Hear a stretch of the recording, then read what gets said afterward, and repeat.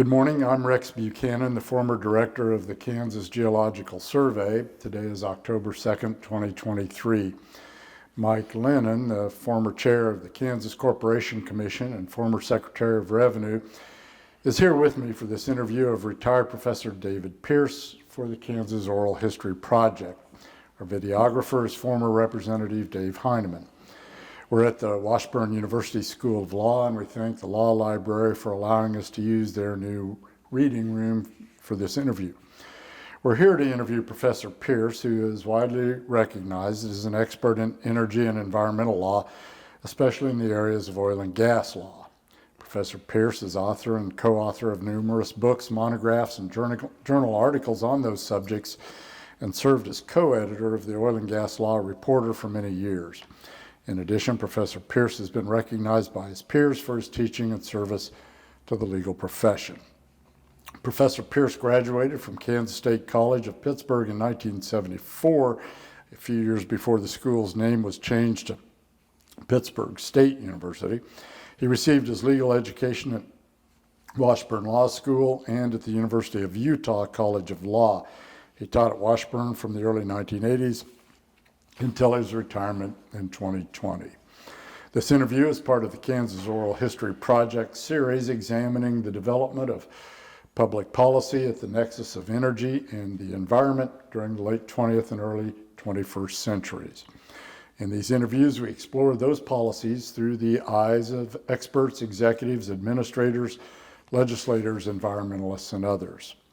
The Kansas Oral History Project is a nonprofit corporation created to collect and preserve oral histories of Kansans who were involved in shaping and implementing public policy. Recordings and transcripts of those oral history interviews are accessible online at ksoralhistory.org and through the Kansas Historical Society and the State Library of Kansas. Kansas Oral History Project is supported by donations from generous individuals and grants from ITC Great Plains, Evergy, and Humanities Kansas.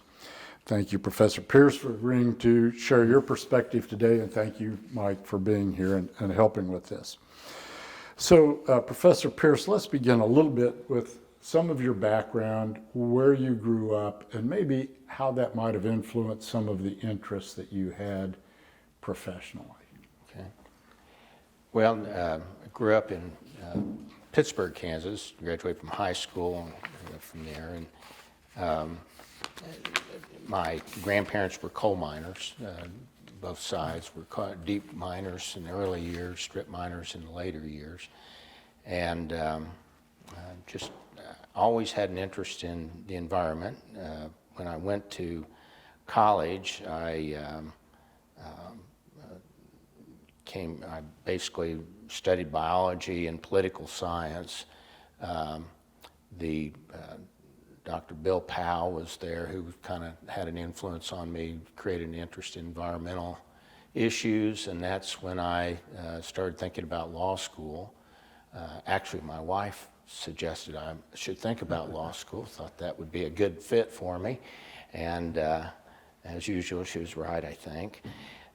So that's when I went to Washburn, and again, interested in environmental law and energy law, and at that time, there was a lot of this sort of problems with energy shortages and environmental issues, and it was just a good time to be going to law school. When I graduated from law school, I wanted to be a solo practitioner, went to Neodesha, Kansas, and opened an office there. I was city attorney for the city of Cherryville, Kansas. And then I kind of knew I wanted to teach at some point, and that's when I had a chance to visit at Washburn my first time in 1981, and then I decided to go for a Master's of Law program. Actually picked University of Utah because they had a new energy law center, energy law, Master's of Law degree. I was not the first one to begin the program, but I was the first graduate to finish the program. And as luck would have it, Joe Morris, who, by the way, this library is named after, He was general counsel at Shell Oil Company when I graduated, and I called him up and told him I was interested in oil and gas and energy and environmental issues. And I went to Houston, interviewed, and came home and told my wife there's no way I'd move to Houston. We were living in a town of 2,500 at the time, and the phone rang, and it was Joe Morris, and he said he wanted me to come work for him. I said, okay. So we ended up in Houston, and then from there I went to my first tenure track teaching position, which was at Indiana University in Indianapolis, and then ultimately taught at University of Tulsa for 2 years, and then got back to Washburn. In some respects, when you're an undergraduate, the environment is kind of a top of mind issue at that point. It's almost sort of in the air, so to speak. Yep. And yet environmental and energy law, I mean, in some respects, is not it's a relatively new field at that point. It first really started with in the mid-'70s when they started to deal with oil shortages and focusing on coal as a solution at that time. It was interesting, during that energy crisis, coal was viewed as one of the major solutions to the problem, and a lot of the laws, the Fuel Use Act and things of that sort, were keyed towards getting away from oil and gas and going to coal. And then we see, in subsequent years, the focus trying to get away from oil and gas to go to solar and wind. But yeah, it was just the beginning of starting to inject the energy side. And the energy side really started to become more of an issue at that time. When I went to Utah, at that time they were talking about the Intermountain Power Project. They were thinking that they were going to have a substantial need for more electricity in the West, and they were looking at coal as being the main source for that. And then basically because of changing in a lot of the oil and gas prices collapsed, you started to see a total change in the environment on how they approach those issues.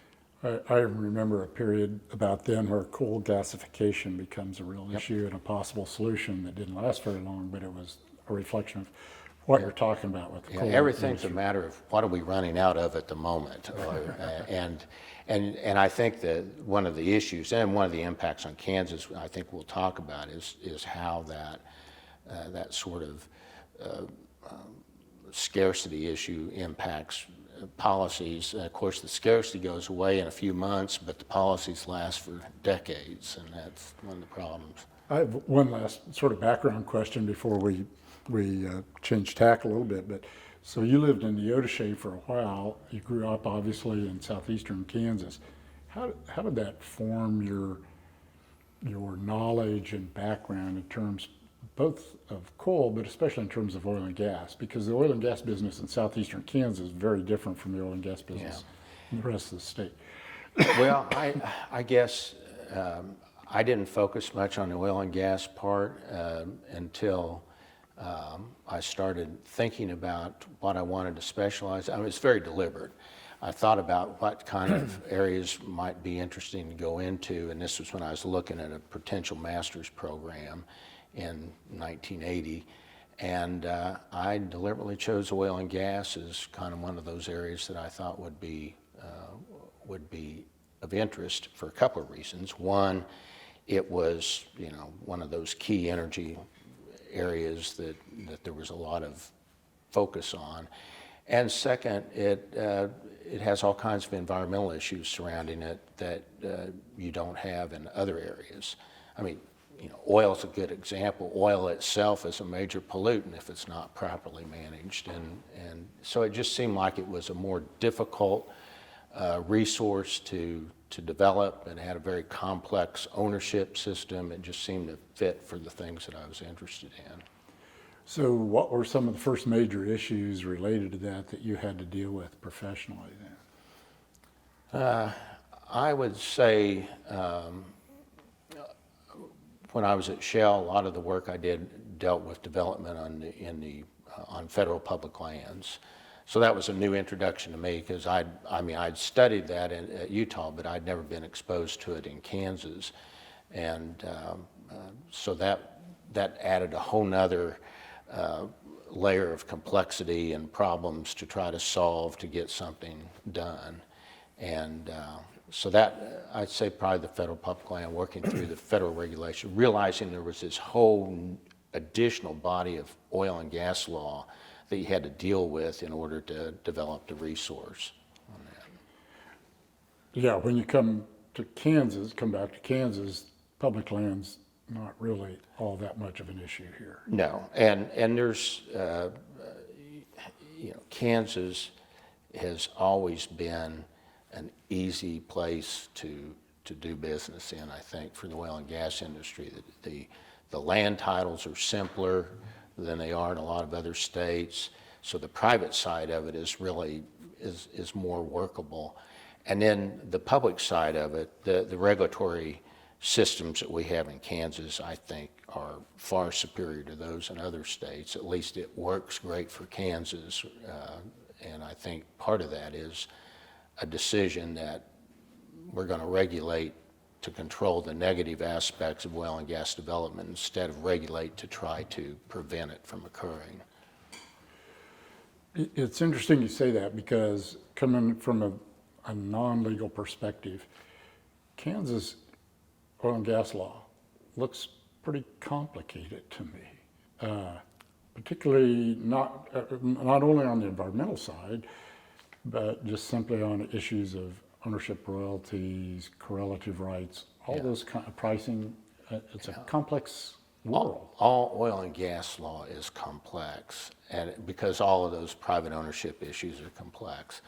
But Kansas probably, compared to, for example, Texas, a Kansas title is much easier to do than a Texas title.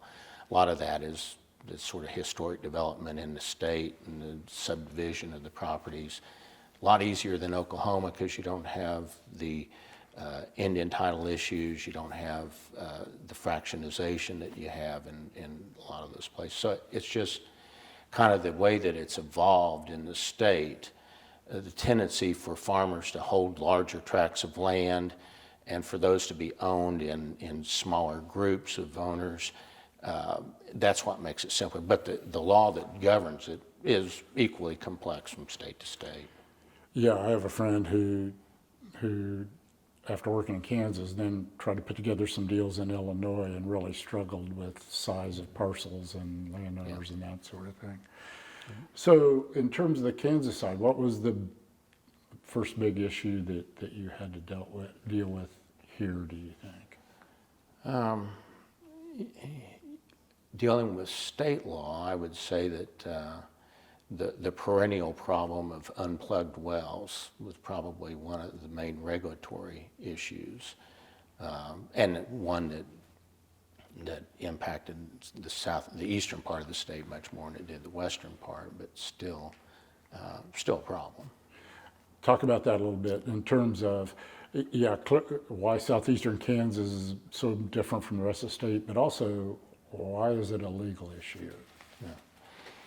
Well, the progression of development in the state, you start, and also the geological contours of the state, as you start out with the late 1800s, most of the development in the eastern part of the state. And then, 1920s, you get into kind of central part of Kansas, and then after that, you get into western parts of Kansas. The producing structures are much shallower in eastern Kansas than they are in western Kansas. So you typically drill more wells. They've been drilling longer there. They were drilling long before they kept records on any of this stuff. Drilled a lot with cable tools. You just drop a wedge and chip away at it, and so you have a lot bigger holes oftentimes, and literally thousands of wells drilled, and really no record of where they are. They just kind of stumble onto a lot of them. And then in later years, obviously, we got a system where permitting was there, and we knew where everything was at, or pretty much, but we still had that historic issue to deal with. And the question was, who has to pay to plug them? And that's the legal issue. We've had a statute, a version of it. It's 55-179 that's been around in some form for a number of years, and the issue has always been under that statute. Who are the liable parties? And the commission has kind of varied from time to time as to how broadly they would read that, and that's a problem with the statute. And you would have different groups, commissioners at the commission, and different legislators, I imagine, probably standing on them saying, why don't you plug these wells, or find the people that are responsible for this instead of spending the plugging funds. And so there's been that pressure, and it varies from time to time. Again, I think depending upon the makeup of the commission, but it's the same issue that came up over and over again. That is, should you be, if I go out and just take a lease on a property, and maybe back up a little bit, in Kansas as well as everywhere, typically you'll have the landowner, the farmer, and usually in Kansas they will also own the mineral interest. Not always, but more often than not they will. And then you'll have the developer that goes to them, and in a contract, an oil and gas lease will get the rights to develop it. And that lease might last, we've got leases in Kansas right now that were entered into in the 1890s that are still the original lease that governs that property.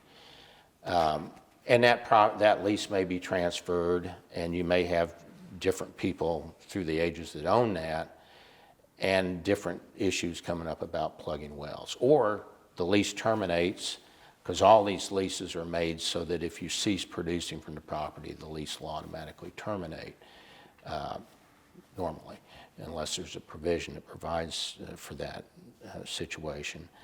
But if I just go out and take a new lease on a property and it has an unplugged well on it, am I going to be held responsible for that? And for a period of time, one of the phases of the regulatory focus was to try to make anybody that took a lease, and this was mainly during the coal bed methane development in eastern Kansas, when a lot of larger companies came back into the state for the first time and took leases on 300,000 acres sometimes, and then the issue was, well, should they be responsible for any unplugged well on the lease? Those things seemed to come to a head, and they would be heard by the commission, and each time it would kind of open up the problem. I think I saw where in 2021, I believe, there was the most recent amendment to that statute, again to try to identify what I refer to as culpable parties, or causation, have some relationship with the property sufficient to justify and requiring them to pay for the plugging. But there's been much more of an effort in recent times to provide funding just to go out and plug those wells regardless of what the history of the ownership is, because nobody's going to buy a big piece of property if it turns around that they've got a bunch of liability and expense for plugging wells that they didn't drill. Yeah. And that was one of the points I made to the commission at the time, is that if you're going to impose that liability, you're basically condemning all of eastern Kansas. Nobody's going to develop there, and not anybody that has any money that would, do something there. And I think they pretty much backed off on that aspect of it and started looking for more culpable parties. It's more difficult sometimes to do, and sometimes they just don't exist. Most of them are just insolvent. But the real problem that's always existed, and it's the one that the industry never likes me to talk about, and that's the bonding aspect. Usually when you develop a well, you'll collect dry hole money, which is sufficient to plug the well if it turns out to be a dry hole. If it doesn't turn out to be a dry hole, well, then you don't spend that money to plug it. And an efficient bonding system would be to just basically put the money up for that well, and that money stays with that well for as long as that well, until it's plugged. But the industry doesn't like that, because that means you got that chunk of money that's out there that could be deferred maybe 30, 40 years until the well actually needs to be abandoned. So that's part of the stress, but there's probably an easy solution to it if you wanted to go that route. Nobody goes that route, by the way. So I might just follow up in terms of southeast Kansas and the abandoned wells in that area. Just looking at the Corporation Commission records, to the extent there are records that go back a long ways, there are about 5,200 or so abandoned wells that have been identified in the state, and 4,900 or 5,000 of them are located sort of in the eastern or southeastern part of the state. And in terms of explaining just exactly why that happened, if you could. Yeah, and well, two things. One was timing, and the other is that those are cheaper, they're shallower wells, so they're cheaper to drill, so you drill more of them. And the geology was such that you might have one well that drains 2.5 acres. So in order to get, drain 640 acres, you've got to have a whole bunch of wells drilled, and then also just that early timing. And the science of geology at that time was, if you drill a hole and get something, you drill a hole next to it to see if you can get some more. And that was kind of the way that it turned into a pincushion in southeast Kansas or eastern Kansas. But it has a lot of environmental consequences, not just the problem of there being an open hole in the ground, but it also allows for groundwater contamination. Yeah. There are all sorts of reasons for wanting to plug those. One of the problems with southeastern Kansas is it doesn't feel like you ever get ahead of the game.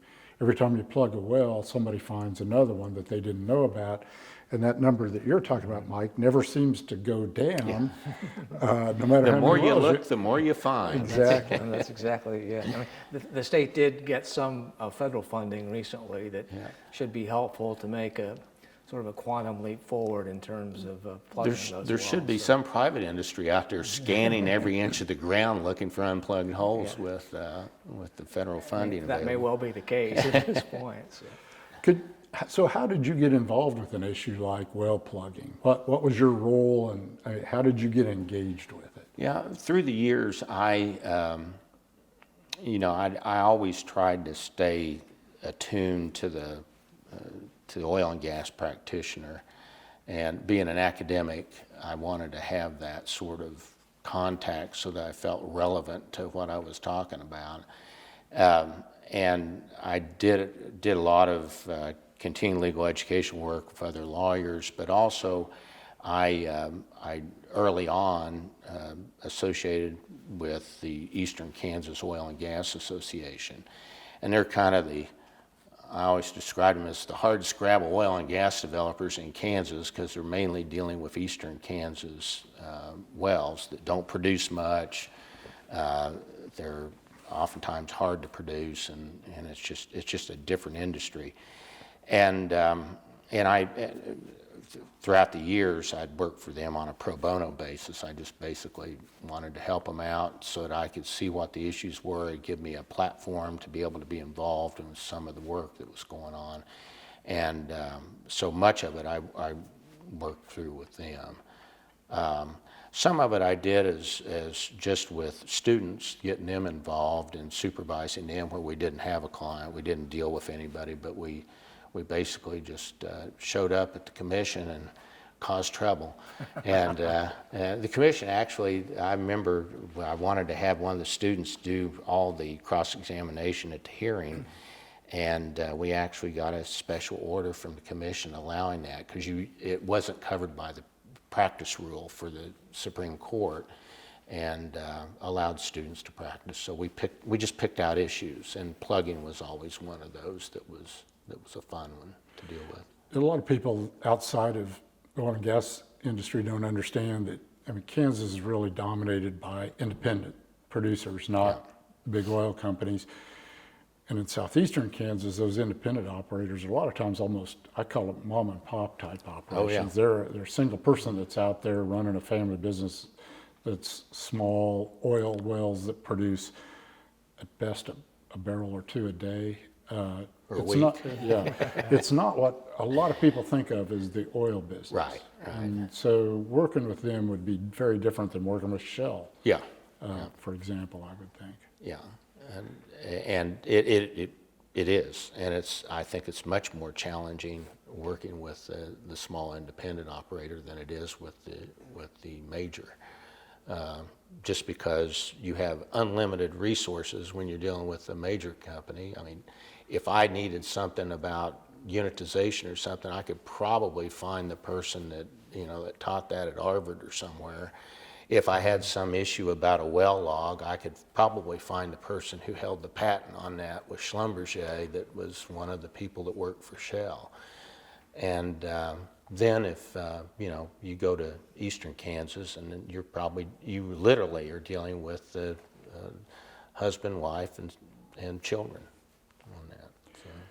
So. You just mentioned unitization. Let's talk about pricing and leasing a little bit. One of the big issues that I've always been interested in is Hugoton natural gas area, because it's kind of the 800-pound gorilla when it comes to Kansas energy production. Biggest natural gas field, one of the biggest in North America, and produces beginning in the 50s. But then in the 80s, things really change in terms of pricing. Were you involved with that, and could you walk us through that a little bit? Yeah, and we really need to go back before that, because I think Kansas has been negatively impacted by federal regulation of the gas part of the world since the 1930s, and actually since the beginning of the Hugoton Reservoir. It's one of the problems of being to the game earlier first. I mean, you mentioned we've got the landowners out there. They enter into oil and gas leases with the lessee. They go out and they drill wells. They discover this huge gas field, but it's sitting in the middle of nowhere in Kansas, in southwest Kansas. There's no industries around that need the gas or anything, so you got to have a pipeline to get it anywhere. And they build a few, in the early years, they build a few local pipelines to Dodge City and places like that, but nowhere, there was no way to tap that until the large interstate pipelines came in. And they came in the 1930s, and of course their business model was, okay, we're going to lay all this steel out to southwestern Kansas, millions of dollars worth of steel in the 1930s, and we got two risks that we need to deal with. One is the geologic risk, and they assumed that. They assumed that field was big enough. They waited long enough to see how it was going to develop. So they knew the gas was there. They knew the market was going to be somewhere east of there, so they were going to have to get that gas to Kansas City, St. Louis, New York City, and everywhere.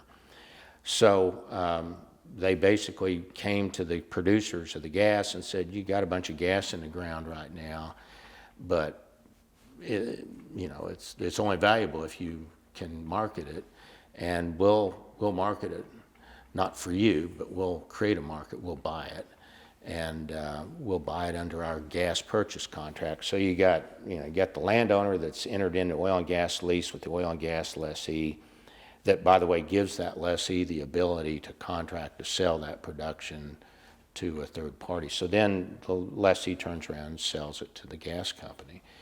And those pipeline companies, and the pipeline company is going to require at least a 20-year contract, maybe 30. A lot of the contracts out in Hugoton were life of lease. So as long as the lease was still producing, that gas was dedicated to that particular gas contract. So that all took place in the 30s. And so most of that gas was contracted up by the pipeline companies, by 30s, 40s, and at prices that were whatever the going price was for at that time, 2 or 3 cents, maybe less, and under terms that were a buyer's terms, and that meant that, I can lock this up for 20, 30 years, but I don't have any obligations to take any minimum amount at any given time. So you basically turn that reservoir into a storage reservoir for the pipeline company. And that was kind of most of Kansas, most of the Hugoton was contracted out in that fashion at that time. And then you had federal regulation come along a little later. But backing up a minute, one of the things about the federal regulation, that kind of the foundations, is the Commerce Clause. You had one of the early cases was a case called West versus Kansas Natural Gas Company. It was 1911, and they discovered another huge gas supply in Oklahoma, and the state of Oklahoma decided, we're not going to send the gas across state lines, because if we do, you'll use it to build factories and stuff. So we're going to prohibit any Oklahoma gas from going across the state lines into Kansas or Missouri, elsewhere. Because if you want to build a plant that uses gas, come to Oklahoma. And that went to the United States Supreme Court, and the United States Supreme Court said, nah, the Commerce Clause prohibits you. This is interstate commerce wanting to move it across state lines, and you do not have the ability to limit that. So, okay, it was going to go across state lines. So about 10 years later, another case comes up, Missouri versus Kansas Natural Gas Company, and they were moving the gas across the state line, and they were selling it to the local gas companies that then were reselling it to their customers. And they asked them to provide them with some background on what it cost them to provide that gas. And they said, no, we're not going to give you any information. We don't have to. And they also, at the same time, said, oh, by the way, we're raising the price 10 cents an MCF, which at that time was about a 30% increase. And the issue then was, could the state regulate that? And the answer was no. So you ended up with, it was interstate commerce, it was a sale to the local distribution company for resale, and the Supreme Court held that that was not subject to state regulation. It was only subject to federal regulation. But Congress had not acted, so there was no control. So that meant that the pipeline company could charge whatever they wanted to for the gas, buy low from the producer, because you have this monopsony purchasing power. You're the only buyer in the field, and then jack up the price and sell it for whatever you want at the other end, because you got monopoly power at that end. So in effect, because the Hugoton was sort of stranded gas, it gave those companies... The classical stranded gas situation. Really, yeah. It was as stranded as you could get. And so in effect, that the landowners didn't have any leverage in that process. No. They would sort of take whatever they could get because they didn't have a lot of choice. Right. And their main concern probably at that time was gee, you can get 2 or 3 cents for that. We can get 1/8 royalty of that 2 or 3 cents, and why aren't you out there selling it? And I don't know if you agree with his characterization of southwestern, of gas being in the middle of nowhere, Mike. Well, Yeah, I know. Considering where you're from. I thought he qualified I glanced that by over at Mike when I suggesting said that. I said, Mike grew up in the middle of nowhere. That's right. Not exactly a big urban environment where you're from. Right, and I think he qualified in terms of factories Yeah. or manufacturing. I was thinking the Uses would be dead available. center of the United States, in the sense that you have to go a long way to get to any kind of market. Yeah. I did have sort of a follow-up then. Once You're going to ask me where Pittsburgh, Kansas, what metropolitan monster was that? in terms of continuing with sort of the federal price regulation and how that particularly affected production from the Hugoton field in terms of limitations, if you could just talk for a bit about that. It was okay. So the gas company or the pipelines are there early. They get it contracted up at low prices, and maybe not low at that time, but turned out to be low and favorable contracts to the pipeline companies. along comes federal regulation, and the reason federal regulation came along was not because of anything between the producers and the pipelines. It all had to do with the pipelines selling that gas to the local distribution companies and not being able to regulate that price.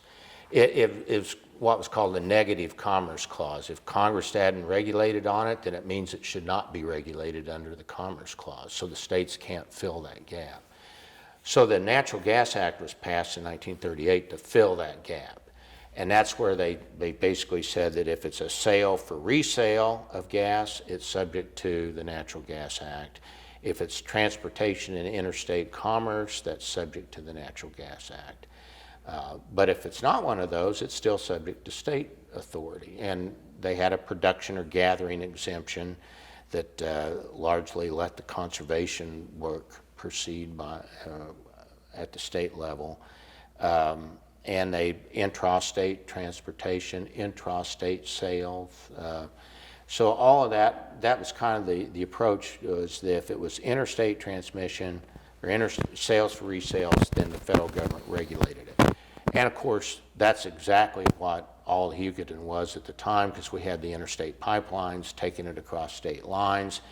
They were selling it for resale to the local distribution companies.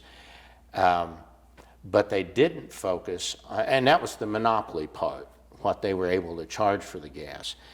They regulated that, and they basically said, it's good that we have one big pipeline out there serving this particular area, and we're going to regulate this like a public utility. So you got to get permission to provide the service, certificate of public convenience, and we're going to regulate the nature of the service, and we're going to regulate the price that you charge for the service, and we're going to limit your ability to cease providing the service unless you get permission from us to do that. And that becomes important in later years. So you have the pipeline there with this, but the one thing they didn't regulate is they didn't regulate any of the monopsony power of the pipeline, because that was working to the benefit of the consumers at the other end of the pipeline. I mean, if in the utility, in pre-utility, before the Natural Gas Act, the way that operated the pipeline would buy low, sell high. After regulation, the pipeline would buy low, pass that price through. So there wasn't this, it wasn't buy low, sell high, it was buy low, and whatever you pay, the least amount you pay rolls into your overall cost of providing that service to the people that are at the other end of the pipeline.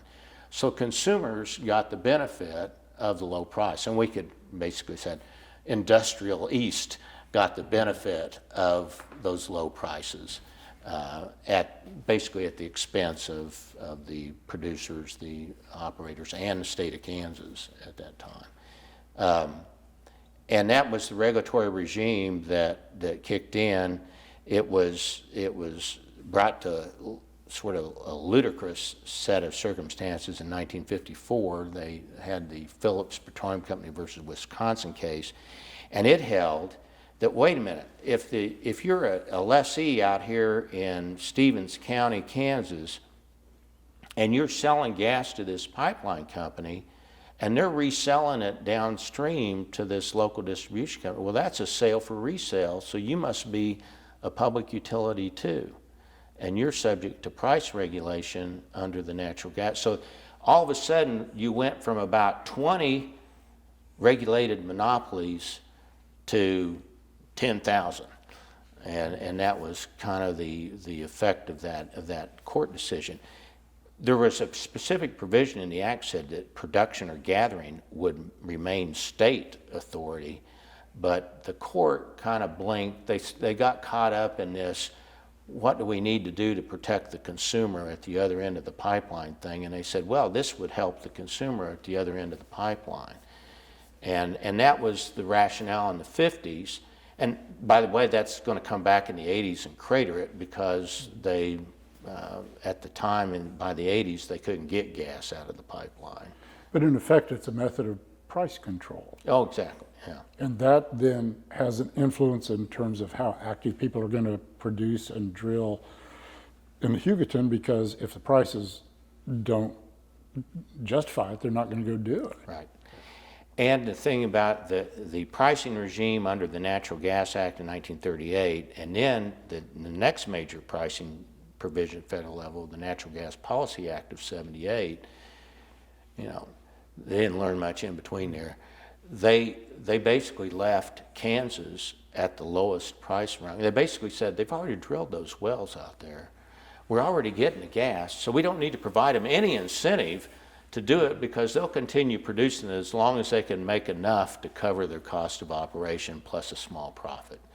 And so Kansas becomes from 1930s up until basically 1990, it becomes the lowest price gas in the nation. And it even gets a little bit more insulting to the state as well, because when the Natural Gas Policy Act came along, we were in a gas shortage situation. So you had governors telling public utility commissions and others, go out and get gas. And so they were able to go out and get gas in new places like Wyoming tight sands and things of that sort, and they were paying $8, $9, $10 an MCF for that gas. And at the same time, they were paying in Kansas maybe 30 cents 30 to 60. for the same exact commodity. So you got $10, you got 30 cents. Well, it even gets worse because then the gas market craters. The Natural Gas Policy Act in 1978 was designed to deal with the gas shortage. It must have done a heck of a job because 6 months later, they said they realized that they should have just left the market alone.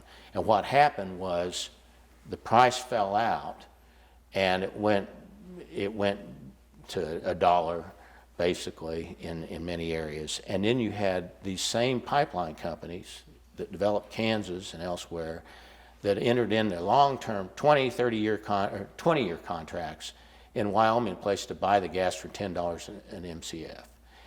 And they also entered into something that was not in the Kansas contracts, and that's a take-or-pay provision. In the Kansas contracts, because of the vintage, the time frame in which they took those, they agreed to buy the gas, but they didn't agree to have to buy the gas. We got the right to buy the gas without the obligation to take any minimum. If we take some, we'll pay you your 30 cents. If we don't, that's fine. We'll do whatever we need to do so that the lease stays alive. And so you had those folks, and so you got a gas company that's got a contract in Kansas for 30 cents with no take or pay. They got a contract in Wyoming to take the gas for $8, $9 an MCF, but also those contracts, since they couldn't negotiate price more than the maximum lawful price that was set, which was $8, $9, the only thing they could negotiate over was take or pay. So they had like 90% take obligations. So you had to take 90% of that gas or pay for it even if you don't take it. So what they did, many of them, was they didn't take any of the Kansas gas. They just left it here. That's why Kansas became the biggest storage reservoir of all time. And then they took the gas that they had, and they were able to delay the day of reckoning in a lot of ways because they were able to roll in all the prices for the consumer price. So if I pay $10 here, I pay 30 cents here, depending on the volumes I put together, what I'm selling here might be $2 or $3, but at some point, that consumer price is going to be way higher than what the market price is. But all of that changes then in the 80s with, in effect, price deregulation that allows people to go back in and afford to drill wells in here. It would be, yeah. And in the interim, there's some games being played. I call it games. They're all regulatory games in a way because the Natural Gas Policy Act had different incentive pricing. So that well that you have in Hugoton would typically be called a 104 gas well. But if I drilled an infill well in it, into the same reservoir, and you could justify an infill well, I could charge 103 prices, which was about 3 times what the other price was. So there was always this regulatory incentive It's kind of like, why do we have all these windmills around here? Well, there's a government incentive to cause them to do those sorts of things. And infill drilling was one they wanted them to do under the act to find more gas, and this was one way to do it. The people in my world talk about the bell-shaped curve of production, and it always goes up and then comes back down again.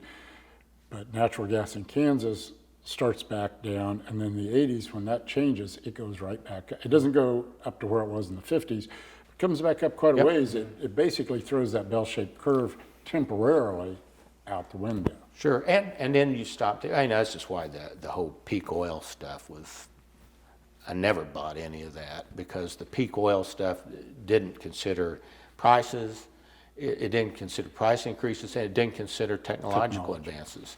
And then you've got hydraulic fracturing techniques that have been perfected, and you got horizontal drilling, and you've got just the incentive to go drill.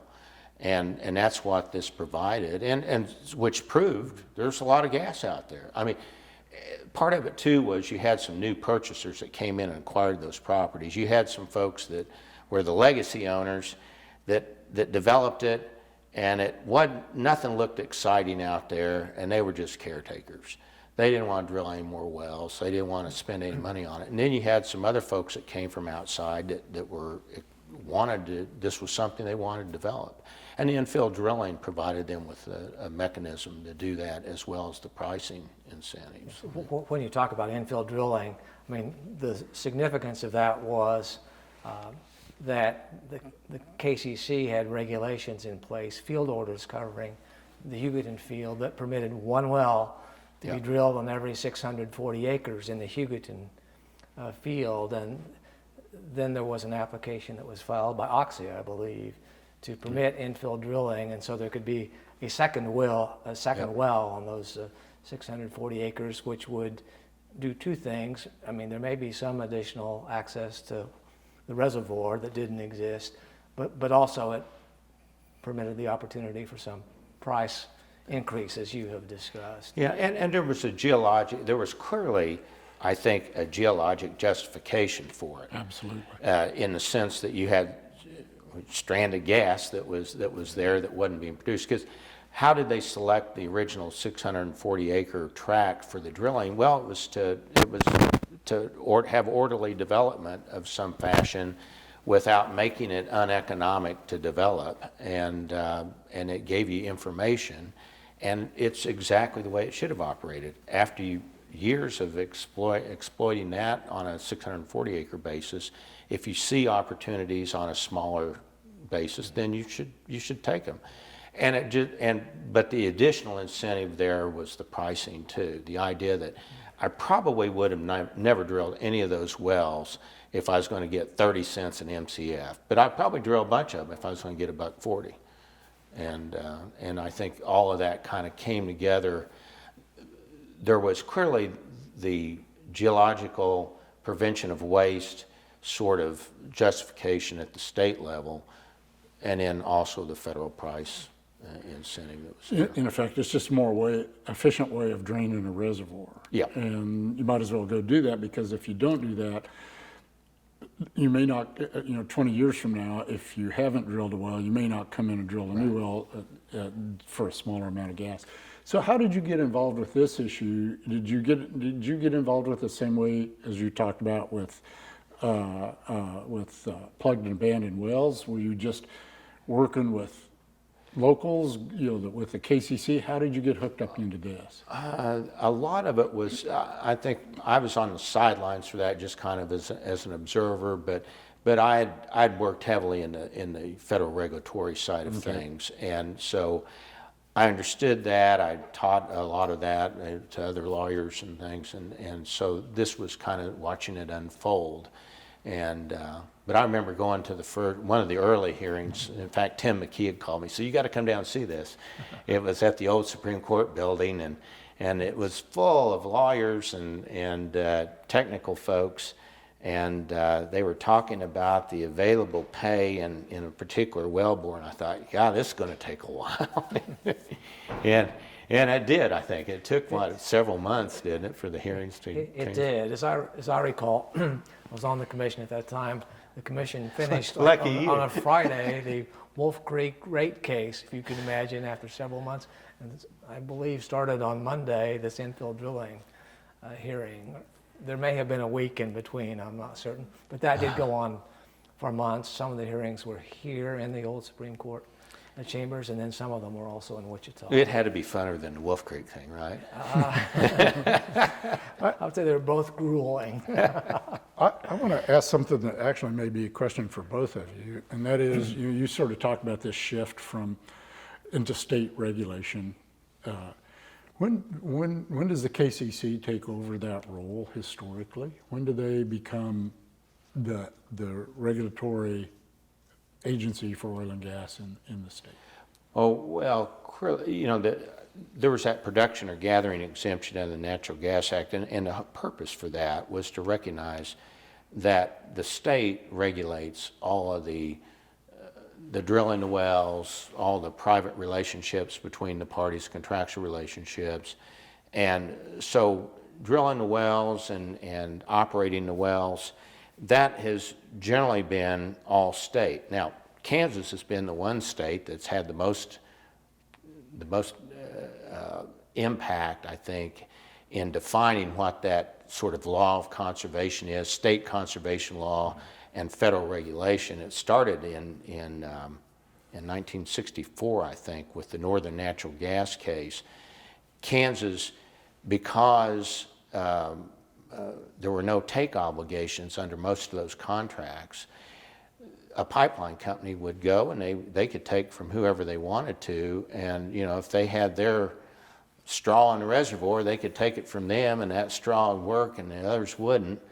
And part of it was to try to figure out some way to force those pipeline companies to take ratably. So, okay, we're not going to tell you what your price is going to be. We're not going to tell you how much you got to take, but we at least want you to take ratably from everybody in the field. Well, that went to the United States Supreme Court, and they said, nope, you can't do that because that could impact the price that they paid for the gas if they were forced to take from everybody else. Well, then the state of Kansas regrouped and came up with the idea of, well, then we're going to have to regulate the producers. If we can't regulate the purchasers out there, and the purchaser is taking the gas from the reservoir, we're going to have to figure out some way to regulate what can be produced. And that's when they came up with the prorationing approach, the proration order for the Hugoton Reservoir, that individually, on individual producers, limited the amount that they could produce. And so the idea being is that, well, if I can only produce X MCF and the pipeline purchaser needs more, they're going to have to take from me and somebody else, and ideally everybody else in the field. So you'd have the pipelines that would make nominations of how much they thought they were going to take that ensuing month, and then you would have that be used as to define the allowable, with the idea that, at least in theory, everybody could produce if they wanted to from that reservoir. So that since the reservoir was all connected, since you had this, this porosity and permeability within the reservoir, so that if somebody's able to produce, it creates a low pressure zone. It's going to cause stuff that's not producing to move from those high pressure areas to the low pressure zone. And this was a way to try to regulate that. When the Natural Gas Policy Act was enacted, that again went to the United States Supreme Court, and the issue was, isn't Kansas really just doing what we told them they couldn't do in '64 by limiting what these people can produce? It's going to have some impact on the purchasing practices of the pipeline and the ultimate price of gas. And in the interim, there was another case, the Transco case out of Mississippi, that looked at some conservation issues. The Kansas Supreme Court said, no, we think this is lawful. The Kansas Corporation Commission can impose prorationing. In the interim, this Mississippi case came down, and the United States Supreme Court, when the Kansas case was pending, said, we just handed down this decision striking down the conservation laws of Mississippi. Don't you want to reconsider it before you do it? And it's probably one of the most sort of gratifying things for your state Supreme Court to tell the Supreme Court, kind of like, no, we'll just hold with what we've got. We'll just stay right where we are. We're not moving. And so it goes to the United States Supreme Court, and they come back and they adopt the Kansas decision. And so essentially it carved out and protected that role for state conservation regulation in trying to deal with these correlative rights. And Kansas has always been at the forefront of that because we've always been here in this situation with these interstate pipelines and all these sorts of issues. You mentioned the term correlative rights a couple of times. Would you want to Sure. give a definition? Yeah, that was kind of my last big academic hurrah was, we've always defined ownership of oil and gas as whoever owns the surface owns the reservoir, the rock structure, and the oil and gas that's beneath it or within it. The only problem is that rock structure is porous and permeable rock structure, which means if you drill into it, it has the ability to migrate towards a wellbore from under another person's property. So you have different ownership theories. In Kansas, we follow the ownership in place theory, which it really isn't, because if you don't develop your oil and gas beneath your property, it can be lawfully developed by your neighbors. If they drill wells and it causes that gas to migrate or oil migrate to their wells. Correlative rights was a concept that was developed to protect the reservoir initially from doing things that would damage the reservoir so that others couldn't exercise the right of capture, their ability to drill a well. So if I drilled into the well and I was negligent and let it blow out and it blew out all kinds of oil and gas, that would be a violation of the other party's correlative rights. That's one context. The early context, our first plugging law in Kansas was actually designed to protect correlative rights. It was not designed to keep oil out of water, it was designed to keep water out of oil, so that you wouldn't flood those oil zones. And that's the same one that used a 2-foot hedge post as a plugging technique on that. But that was the origin of the plugging law. The oil folks were saying, hey, we got to have control with these people that busting in these water deals so that they don't despoil our oil. But that correlative rights to protect the reservoir is one context. The other context that is the state regulatory context is recognizing that it is connected. If you want to drill in it, we're going to come up with some basic game rules that you can use so that everybody plays nice in the reservoir and nobody gets more than their share in theory. You're always going to get more in your share if you're first and you're more diligent than the other folks, but you can't just stand back and not do anything. But for people who want to drill, that's where we end up with. We basically divide the world into squares and rectangles.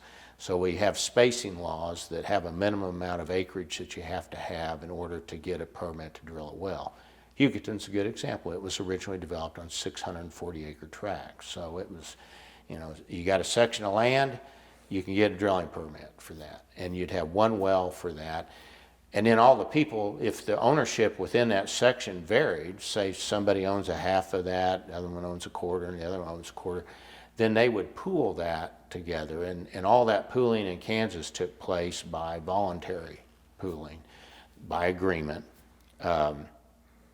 Kansas is the only state that doesn't have a compulsory pooling statute. And I've advocated for a long time that that's a great thing. If you look at Oklahoma, that has the most complex pooling statute, it creates a whole nother echelon of stuff. And I've often said, of course, Kansas, we have a simpler ownership system. We don't have as much diversity of ownership in the tracts.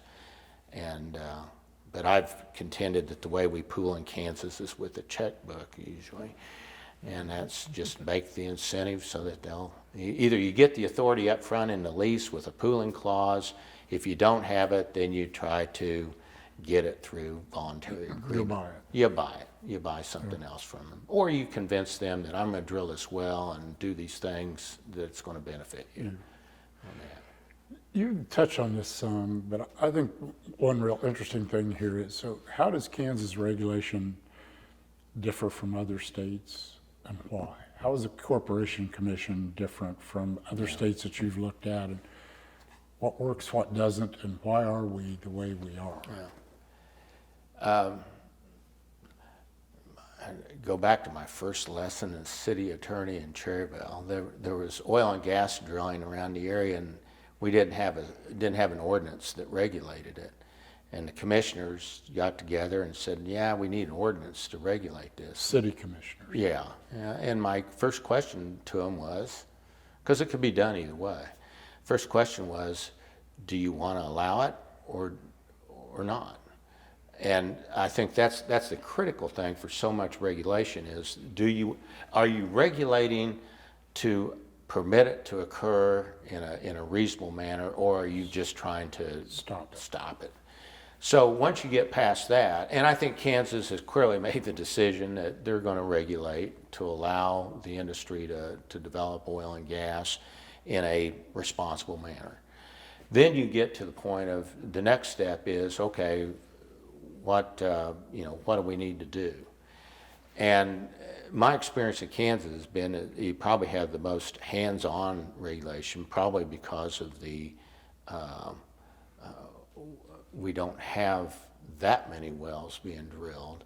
Hands-on in a positive sense. And I mean, if I needed to get a drilling permit, a lease, an oil and gas lease oftentimes has a habendum clause, or a clause that basically says that unless you commence drilling operations by X day, the lease terminates. So a lot of times you can get into a position where you acquire a lease and you look at it and you go, oh gosh, I got 10 days or I got a day to drill a well, to start drilling a well.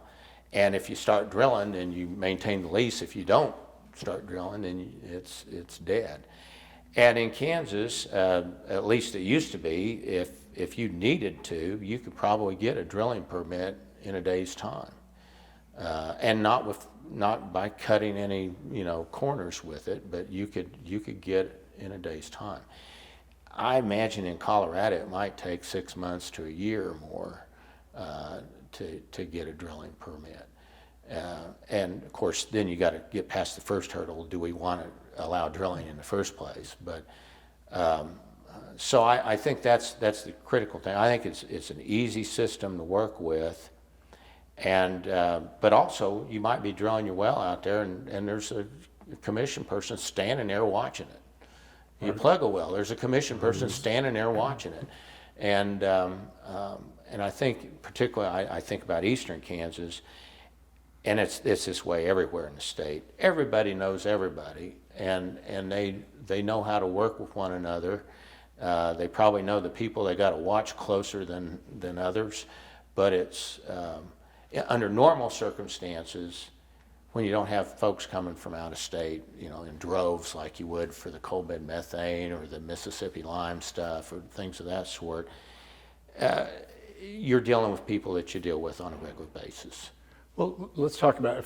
First of all, your remark about do you want to permit it or not reminds me of when earthquakes kicked off during the Mississippian play, and I went to Harper County. The first two things they said to me were, we want the earthquakes to go away, but we want to keep producing oil and gas. And in some respects, what you're saying is that regulatory regime is a reflection of what the people want in the state, wouldn't you say? I think so.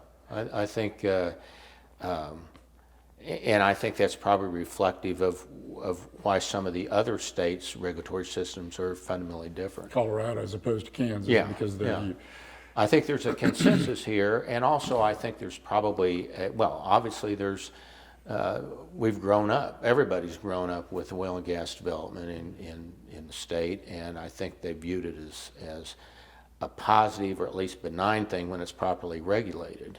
And I don't think anybody advocates, wide open, Wild West sort of approach to any of this. I think once that happens, then the industry suffers, because then you're going to have a backlash.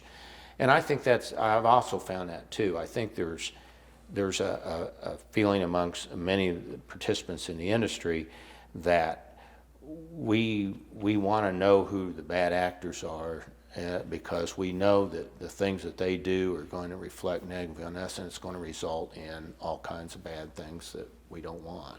Is there any danger, and I've heard that same comment, that Kansas is just easier to operate in than other states, and people that are new to the state will say that routinely.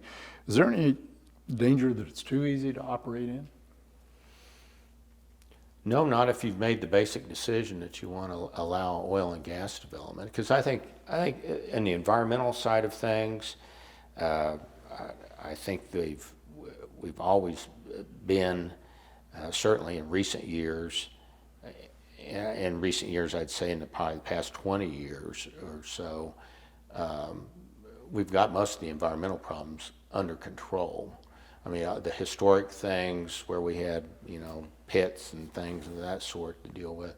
So everybody pretty well knows what they need to do and how to do it. You always have new things coming up. You have the problems with earthquakes, and you got new techniques, horizontal drilling, that require special focus. But all of those things, as I saw them unfold, got the special focus, and I think came out with workable systems that were not cutting corners. It's a matter of what makes sense to allow the development to occur, but still protect the air, water, and the rights of the individual on that process. So from having both an energy and environmental perspective, is there some big gap on the environmental side when it comes to energy production in Kansas that doesn't feel like it has been filled from your perspective? Do you understand what Yeah, I do, yeah. We could use that bonding provision. That would take care of the historic part of it. I think, I think we've responded well. I think of times when I started out, when I was in college, we didn't have regulation of anything. It was 1970 when we got the Clean Air Act, 72 when we got the Clean Water Act, and those were the first two real regulatory systems. 80s we get, the Resource Conservation Recovery Act and all the hazardous waste stuff, Oil Pollution Act 1990, and so the progression has been pretty good. And all of those statutes have been the result of some horrible situation that has required a lot of catch-up. I think we've done that catch-up, but I'm sure there will always be things like, I think the seismic issues with the earthquake. It's something like that. You look at the environmental regulation there, and the environmental regulation, the federal statute tells us that the proper thing to be done with produced oil or produced water is to shove it down a hole in the ground. Mm-hmm. That is why we have that whole UIC program, is because you cannot discharge that stuff on the surface water. So but it created other problems because we didn't know what the impact of that was, and hopefully now we've got to have a handle or getting a handle on that. And there'll be things like that. But I think, do I think fracking is a problem? No, not at all.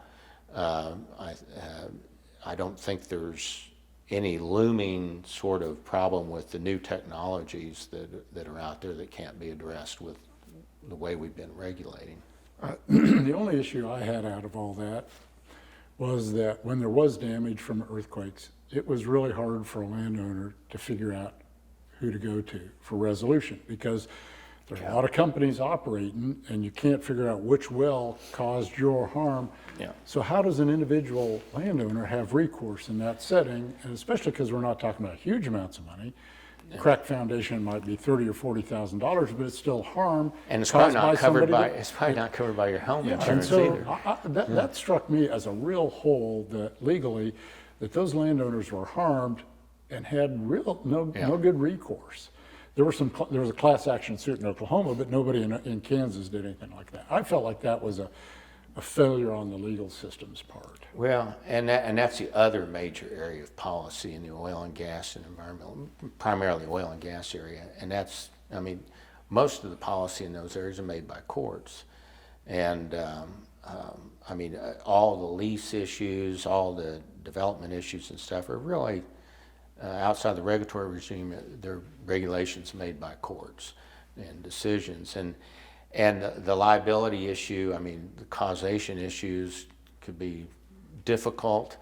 And it is true that an individual litigant for a $10,000 crack foundation claim isn't going to be able to bring a lawsuit against anybody themselves to get, because you'd spend $100,000 to do that and maybe probably lose. So that is a problem. They tried to address that somewhat in the Oil Pollution Act by setting up an administrative system, but that is, that only works in those catastrophic situations. Exactly. So that is just a failing of the legal system. The only reason I brought it up is I took some of those phone calls and I had genuine sympathy with folks on the other end and never had a good answer for them. Nobody has more sympathy for people like that than attorneys that really represent them, because it just, you just kind of sit there and you think, yeah, you're right, this is bad, and there's not a thing that I can really, as a practical matter, do for you, other than just, say get over it. Then that was kind of like when people would come in with personal problems. You'd want to just tell them to take a baseball bat to solve itself. Well, it sort of fell under the nobody said life was fair rule. Right. But that's not a very good answer if you're somebody that didn't have a lot of money and now you're out $20,000 to people who are making money. Yep. And causing you trouble in the process. Yeah. I don't mean to dwell on this too much, Mike. Well, I was just going to have a follow-up question. I mean, this whole seismic issue is a product of a horizontal drilling effort, both fracking and re-injecting water in south central Kansas and Harper and Barber counties primarily, that occurred in the 20-teens, I guess, primarily, and thought was that this may be Kansas Bakken field or something like that. You have some familiarity with that effort, if you could just... Yeah, it was great. It was one of those things where you just assumed that eastern Kansas was dead for the oil and gas development, and then along came the coal bed methane stuff, and that livened it up, and that was fun. And then you think, well, where's the next El Dorado field? And Kansas has a history of having really huge. The Hugoton gas field is huge.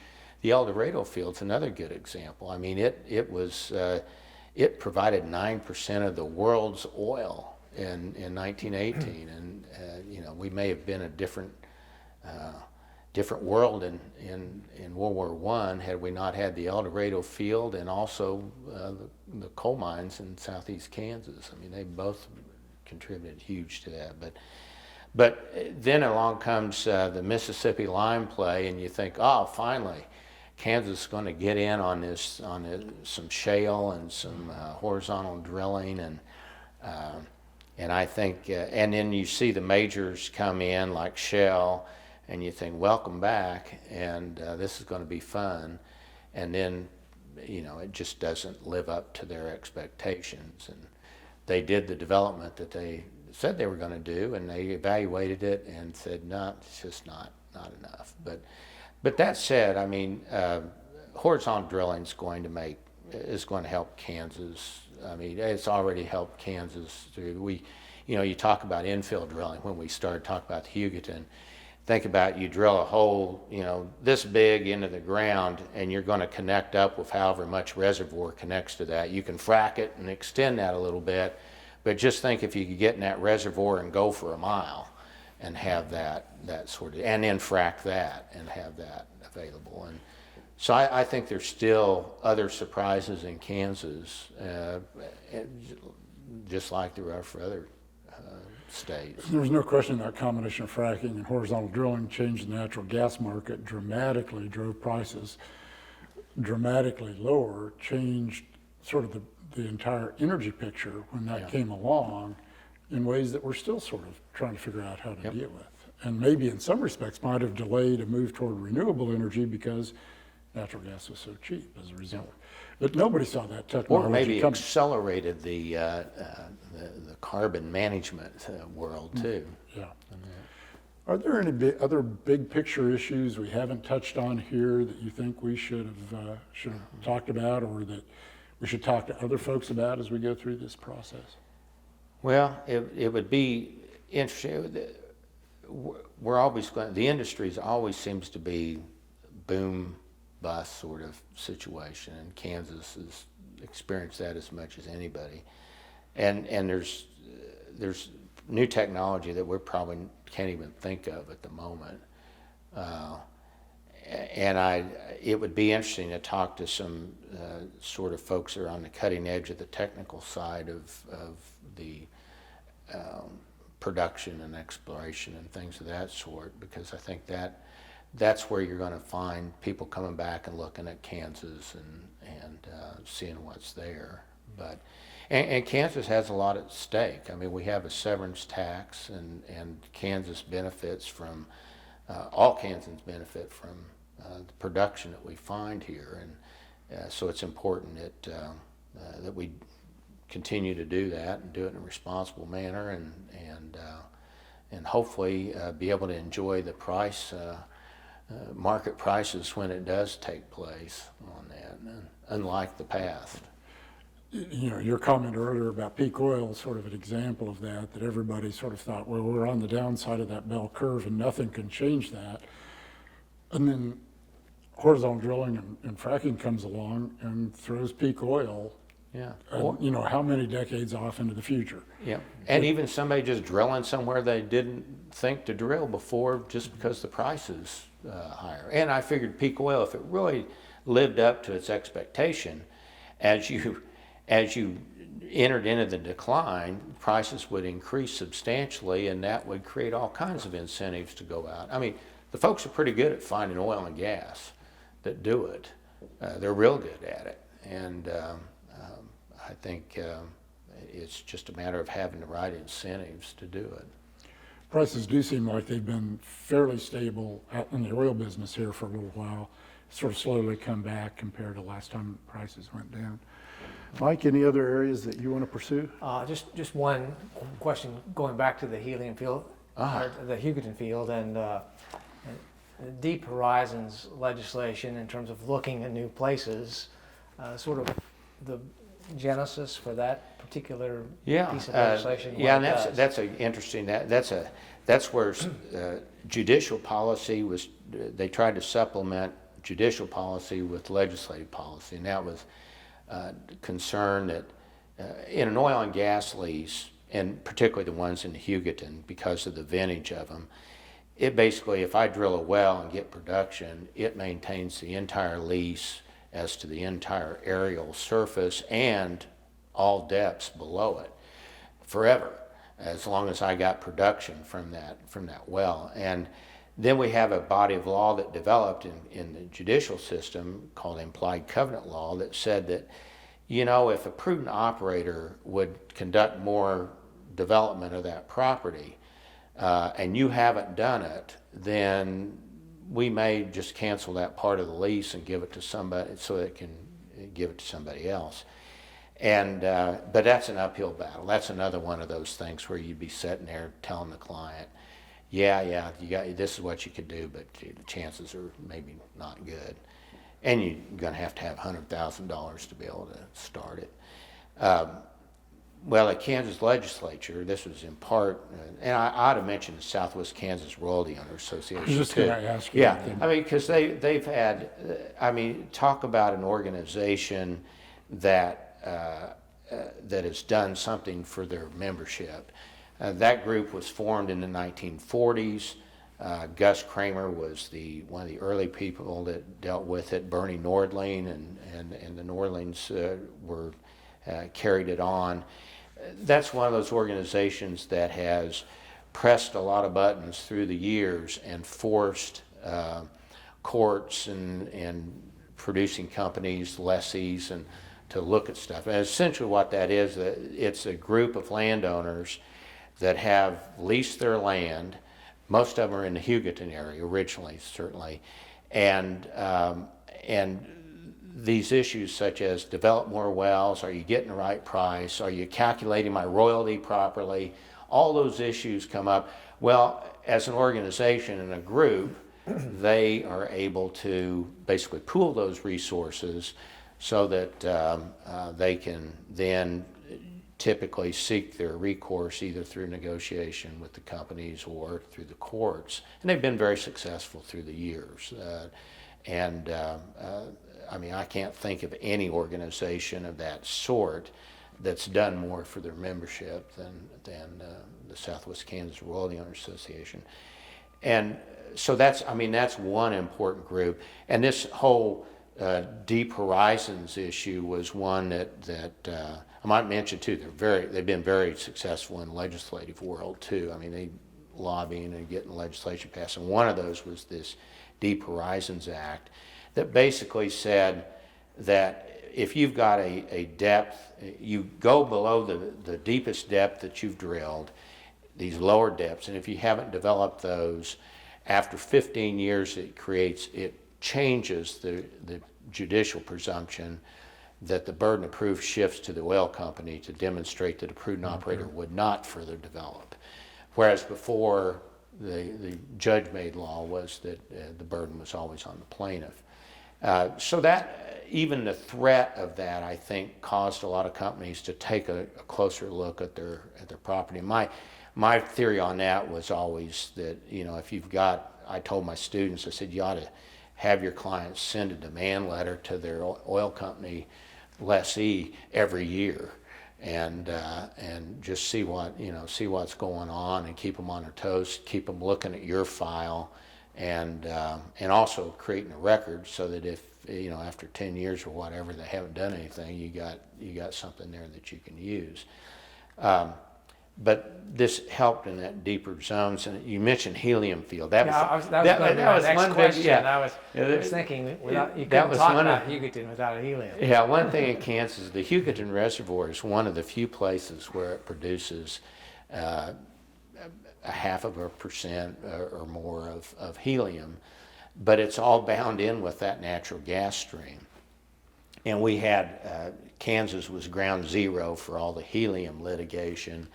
The landowners originally came in, it's the Southwest Kansas Royalty Owners Association actually, and said, oh, that helium, that's not covered by our oil and gas lease. We still own all that helium, so you all been stealing it all these years, give us a gazillion dollars. And it went to the court, and Judge Brown, who was the federal district court judge that heard all these cases, he said, nah. He said, now that you've passed it in the oil and gas lease. So it came up with the rule that, and I think the correct rule, that under the oil and gas lease, the language is broad enough that it includes gas and any constituents that are produced the gas. Because you got to have $1 billion plant to separate it once you get out of the ground. So that meant that the lessee owned it. So the lessee owned it, but they would own a royalty on it. But the lessee entered into those long-term gas contracts that we started this discussion with those pipeline companies. And if you read the dedication clause of those contracts, all of which I've read of every one of them, it's pretty clear, I think, it would have encompassed the helium, no doubt about it. And that's what Judge Brown held the first couple of times, but he got reversed by the 10th Circuit. And I got a feeling that the 10th Circuit was saying, gee, there's all this valuable helium, and we really shouldn't let the pipeline companies have it all. I mean, this is nothing what they said, but this is my take from it. And we think because there was the Natural Gas Act, the pricing regulation, and there's the Helium Act, we think that actually that gas was part of the gas that is owned by the lessee, but the pipeline company did not take ownership of it, and therefore they got a share. And so Judge Brown worked through, I don't know, the helium litigation lasted, what, 30, 40 years? Something like that. Good thing, Judge Brown lived to be, I think, 104, and he just about needed somebody on the bench for that long to be able to get through the litigation. But so the way it washed out is that the landowners got their royalty, the lessees got, their piece of it, and the pipeline company got a piece of it. But Kansas, it still remains one of the major sources of helium, which was much more significant in the 50s and 60s when we had, they were using it for nuclear issues. There's still shortages that show up from time to time, and it comes back in the news. I was just going to say that southwestern Kansas may be the middle of nowhere, but obviously the southwest Kansas. You're not going to let me get away with No, it. Forget that, man. You're waiting for that key statement. I want to bring us back to I this. wish I could say I did it just to tweak Mike, but I just said it. No, I because think of you that. really meant. Just one quick point, our videographer also is from Garden From City. Garden City. Oh, So no. he's got Oh, that's right. So let's Yeah. But what he might do. But that Royalty Owners Association exactly has been a very effective group, and when I've spoken to them, they are an engaged group of folks because they've got very direct economic Yep. concerns growing out of the kinds of things that you're talking about. And they've been educated well, they've been represented well. The Fleece and Gooing firm has represented them through the years, and Bernie Nordlane and the whole Nordlane firm has been there through the years. And they've been very effective. Yeah, absolutely. Well, I think No more we've questions. covered a lot of territory. There are some other questions I've still got, but I think we've done pretty well, and I appreciate you taking the time to do this, and thank you Great. too, Mike. And Thanks. it's been interesting. Thank you. Yeah.